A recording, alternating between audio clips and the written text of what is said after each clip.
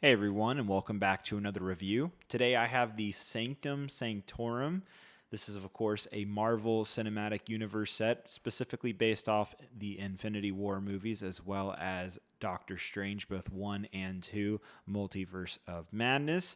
The set comes with 2,708 pieces, and it's going to retail for $250, and it'll go on sale August 1st, 2022. You're also going to be getting 9 minifigures in this set, and we'll take a look at those in just a second. Fun little fact is that on the side of the box art, that same image of Doctor Strange looking through the window pops up on all 3 of the instruction manuals. Unfortunately, this set has 45 stickers, which is kind of crazy. So that might be a turnoff for some of you. I don't think it's a complete deal breaker, especially once you guys see the entire set, which honestly, I've been very blown away by how good this set is. But first, before we dive into all the details, all the Easter eggs, let's go ahead and start off with the minifigures. First up is Doctor Strange, or Stephen Strange. He comes with his normal red cape. He has his printed hairpiece, as well as a dual-sided face. Next up is Wanda, and unfortunately this figure only has torso printing. No arm printing, no leg printing. She does have hair printing, or her crown's printed, dual-sided face, and that's about it. Next up is the Sorcerer Supreme himself, Wong. I love this figure. I think he looks fantastic. After that, we have Dead Strange. So this is also a pretty cool figure from the Multiverse of Madness movie. Some dual head printing actually on that figure. And then lastly, we have Evil Strange, which has a different type of skin tone. It's like a tan skin tone. And then he also has a special dual-sided head print there. Next up, we have Spider-Man, specifically Tom Holland Spider-Man from Infinity War. This figure does have arm printing, actually really great arm printing. After that, we have Ebony Maw from, again, Infinity War. Looks really good, dual head printing there. After that, we have Mordo in a sand green outfit with sand green cape. There is double-sided printing to his torso, and that's about it. Next is Iron Man. This has the brand new molded helmet that some people are a little mixed at. Talking to you, Tommy C. Bricks. But anyhow, I like the new helmet redesign. I think it looks much better, but it's a great looking Iron Man. Now moving on to the physical Sanctum Sanctorum building. This is of course built in LEGO's modular scale, so that means it can integrate with other LEGO modular buildings, including the Daily Bugle, as well as the normal classic modular buildings. You'll notice on the street there are some tiles with studs in the middle where you can attach the minifigures. It doesn't stop there. On the side of the Sanctum Sanctorum, you'll find more studs as well where you can attach these trans clear pieces to make your superheroes fly. Included in the set is 2 bars with integrated plates that are in trans clear. This allows you again to set up your superheroes in various different ways. I really like how customizable this is. You don't have to just use the studs on the side of the building. There are other ways to attach these trans clear bars and make your heroes fly. Like, you can have a lot of fun setting up the scene in front of the Sanctum Sanctorum. And it doesn't even stop there. On the back side, there is even more studs on the side of the building, so you can have basically a little back alley superhero fight. So I don't know, I really like that. I think that's a neat inclusion. So taking the modular building apart, just like other LEGO modulars, you can take both the roof and the 3 different floors apart, and then there's actually a subsection to the last floor, and you'll see that here in just a second, where part of the top of the stairs also is removed and reveals some secret Easter eggs. But this time, LEGO has taken this set to another level, and I'm really impressed by this feature. There is 3 modular doors on the back side and side of the building where you can swap these little doors in and out to do various things. So if you want, for example, the top floor to be fully enclosed, or you want the monster up the top floor, or you want the sign on the side of the building or the back of the building, you can swap those in and out. I think this secondary way of adding even more modularity to a modular LEGO set is pretty incredible, and I'd love to see this implemented in future LEGO sets. Something I also noticed is you can actually recreate that image that you see on the instruction booklet of Doctor Strange looking through the window of the Sanctum by just simply removing the wall and taking an iPhone light to it. This definitely provides some pretty cool creative opportunities for toy photographers. On the rooftop, you won't find too much detail, unfortunately, just some plants and, of course, 2 different chimneys, along with some other small details. Something to note is that this window piece is indeed a printed element. It's not a sticker, thankfully. I gotta say, the exterior around this building is really well done with some excellent techniques. All right, so now examining the actual floors of the building. First up is the third floor, or the top floor besides the roof.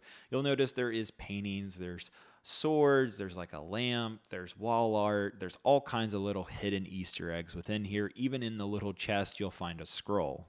Next, being the second floor, you'll see there's two bookcases between a door, and there's actually a special feature we'll see here in a second. There's some more paintings on the walls, and then it's pretty open actually. It's open to the first floor, and we'll take a look at that here in a second. There are some other Easter eggs on the corner side here, as well as a little reading nook place. If we open that middle door between the two bookcases, you'll see it opens up basically to the multiverse, but you can switch it out between like a desert or a mountain region. I think that's really cool. It's kind of magical. Definitely an extremely cool feature in a set like this. Now, lastly, we have the first floor with, again, more paintings throughout the bottom. And you'll, of course, see this very big grand staircase that's very iconic to the Sanctum. Lifting up the staircase will reveal actually two hidden Easter egg rooms, which are pretty cool. And we'll take a look at those here in a second. You'll also notice more paintings as well as a globe using a minifigure head. There's opening functioning doors. Unfortunately, those are stickers and they're not printed tiles there. And there's also more stickers acting as Doctor Strange's degree. And then I love this little image of Wong and Doctor Strange getting a little cold. So the first Easter egg room is what I guess is a kitchen. There's a shelf with what I assume to be, again, more Easter eggs that I'm not quite sure what they are. And then there's this fridge. This is why I think it's a kitchen. There's an actual like ice block at one part, and then there's some other, again, Easter eggs here on the inside of the fridge. Very cool. Love that. And there is a single door that says keep out on the side of the building to access it without taking that staircase piece off. The next Easter egg room houses the time stone as well as, I believe, the dark hold behind the chain there. And then on top of that, with the staircase section, you'll see a little scan of Doctor Strange's broken hand, as well as a little pizza thing, a little thing that says Wong stuff, and a travel guide. After that, I noticed while building this set, there is a red cup. I don't know if that's a reference to whoever designed this Lego set, but I figured I'd mention that there's a red cup hiding behind that area. And then, of course, you can flip the monster in and out. So if you don't want it to be on the outside, you can do that pretty easily. Have to also point out the really cool tree design there.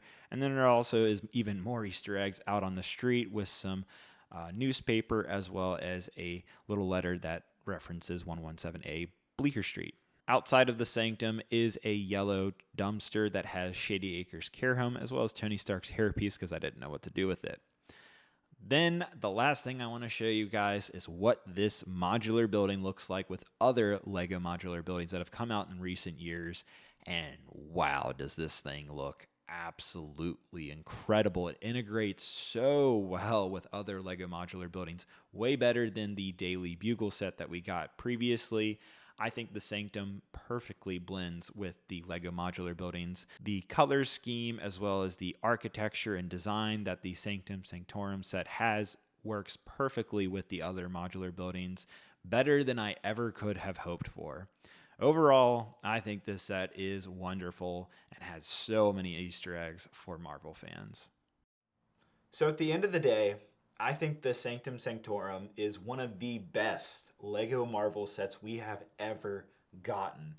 Not only is it an incredible modular set that can integrate with Lego's other modular buildings and, of course, the Daily Bugle, but the fact that we're getting multiple movies integrated in one particular set, whether that's Infinity War, Doctor Strange, or the Multiverse of Madness, it is incredible how many Easter eggs, details, and more that you will find in a set like this. And the fact that Lego has broadened the horizon of what a modular building can be with this set, I think is really special. I have been building so many Lego sets here in July of 2022 because of all the August 1st sets that are coming. There is an incredible amount of Lego sets that are going on sale on August 1st.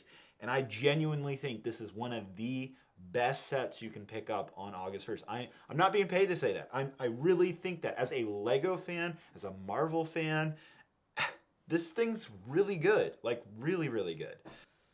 It's like a classic Lego theme, the modular buildings. It's Marvel, which who doesn't like Marvel nowadays? At least the cinematic universe up until Endgame. And then you also have really cool modern techniques and new abilities that you haven't had with these type of Lego sets before. The only downside is the minifigures. I wish they were just a teeny bit better. Arm printing, more details, could have been better. Now, while it's expensive at $250, you're definitely paying like a Marvel license premium there. I think it's completely worth it. Even compared to other modular sets, you're paying like $80 more for the fact that it's a Marvel set. But given the amount of love and attention to this set, it really shows, and I think it's absolutely worth that price tag. Well, let me know what you guys think. Are you going to be picking up the Sanctum Sanctorum on August 1st when it gets released? I'm going to have a link down below, guys, to lego.com where you can buy this set on August 1st. It's affiliated and helps out the channel. Well, thank you guys so much for watching. Definitely take a look at all my other reviews. Hope you guys have a great, wonderful day, and I'll see you guys later. Bye-bye.